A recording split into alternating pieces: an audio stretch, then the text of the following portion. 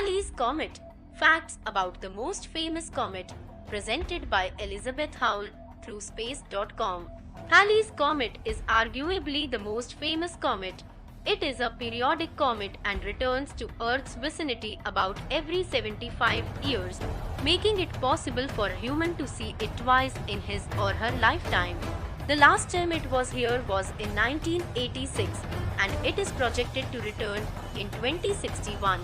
The comet is named after English astronomer Edmund Halley, who examined reports of a comet approaching Earth in 1531, 1607 and 1682. He concluded that these three comets were actually the same comet returning over and over again, and predicted the comet would come again in 1758. Halley didn't live to see the comet's return, but his discovery led to the comet being named after him. The traditional pronunciation of the name usually rhymes with valley. Halley's calculations showed that at least some comets orbit the Sun. Further, the first Halley's Comet of the space age in 1986 saw several spacecraft approach its vicinity to sample its composition. High-powered telescopes also observed the comet as it swung by Earth. While the comet cannot be studied up close for many decades, scientists continue to perform comet science in the solar system, looking at other small bodies that can be compared to Halley. A notable example was the Rosetta probe, which looked at comet 67P Churyumov-Gerasimenko between 2014 and 2016 and concluded that the comet has a different kind of water than Earth's water. Halley's in history. The first known observation of Halley's took place in 239 BC. According to the European Space Agency, Chinese astronomers recorded its passage in the Shiqi and Wenxin Tengkeo Chronicles. Another study, based on models of Halley's orbit, pushes that first observation back to 466 BC, which would have made it visible by the ancient Greeks. When Halley's returned in 164 BC and 87 BC, it probably was noted in Babylonian records now housed at the British Museum in London. These texts have important bearing on the orbital motion of the comet in the ancient past, noted a Nature research paper about the tablets. Another appearance of the comet in 1301 possibly inspired Italian painter Giotto's rendering of the Star of Bethlehem in the Adoration of the Magi. According to the Britannica Encyclopedia, Halley's most famous appearance occurred shortly before the 1066 invasion of England by William the Conqueror. It is said that William believed the comet heralded his success. In any case, the comet was put on the Bayeux Tapestry, which chronicles the invasion in William's honor. Astronomers in these times, however, saw each appearance of Halley's Comet as an isolated event. Comets were often foreseen as a sign of great disaster or change. Even when Shakespeare wrote his play Julius Caesar around 1600, just 105 years before Edmund Halley calculated that the comet returns over and over again. One famous phrase spoke of comets as heralds. When beggars die, there are no comets seen. The heavens themselves blaze forth the death of princes. Discovery of Halley's recurrence. Astronomy began changing swiftly around the time of Shakespeare. However, many astronomers of his time held that Earth was the center of the solar system. But Nicolaus Copernicus, who died about 20 years before Shakespeare's birth, published findings showing that the center was actually the Sun. It took several generations for Copernicus' calculations to take hold in the astronomy community, but when they did, they provided a powerful model for how objects move around the solar system and the universe. The comet appeared in 1531, 1607 and 1682. Halley suggested the same comet could return to Earth in 1758. Halley did not live long enough to see its return. He died in 1742, but his discovery inspired others to name the comet after him. On each successive journey to the inner solar system, astronomers on Earth turned their telescopes skyward to watch Halley's approach. The comet's pass in 1910 was particularly spectacular as the comet flew by about 13.9 million miles, 22.4 million kilometers from Earth, which is about 1/15th the distance between Earth and the Sun. On that occasion, Halley's comet was captured on camera for the first time. According to biographer Albert Bigelow Paine, the writer Mark Twain said in 1909, "I came in with Halley's comet in 1835. It is coming again next year and I expect to go out with it." Twain died on April 21, 1910, one day after perihelion, when the comet emerged from the far side of the Sun. Halley's in the space age.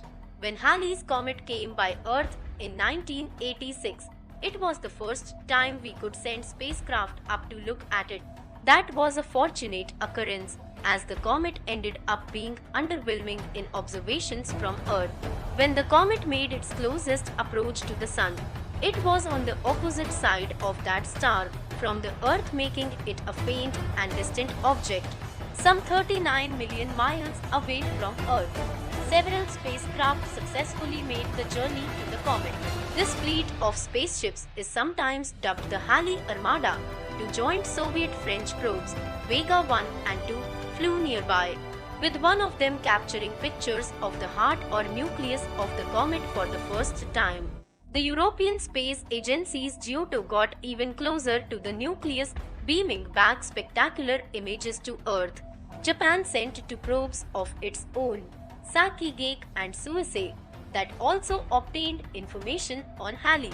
Additionally, NASA's International Cometary Explorer, already in orbit since 1978, captured pictures of Halley from 17.3 million miles, 28 million km away. It was inevitable that this most famous of all comets would receive unprecedented attention. But the actual magnitude of the effort has surprised even most of those involved in it, NASA noted in an account of the event.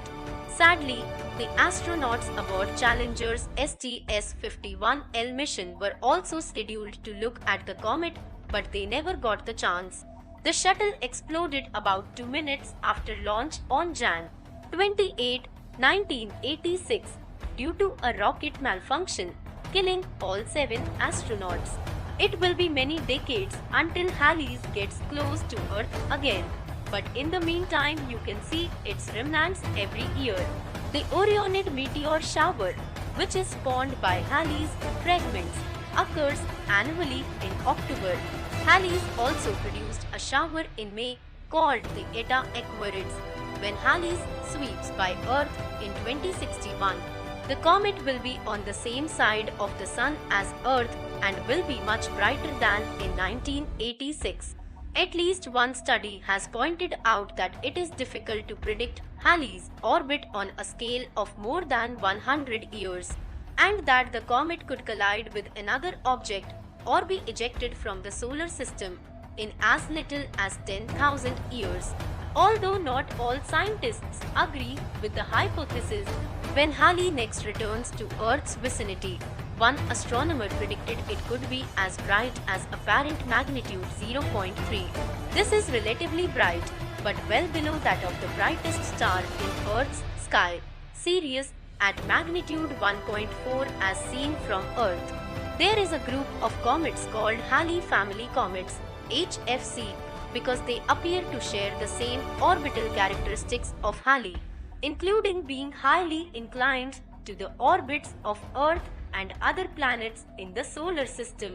However, this family has a range of inclinations which prompts other astronomers to suggest they may have a different origin than Halley. Some suggest these comets could have evolved from members of the Oort cloud or from centaurs, objects that generally have a closest approach between Jupiter and the Kuiper belt.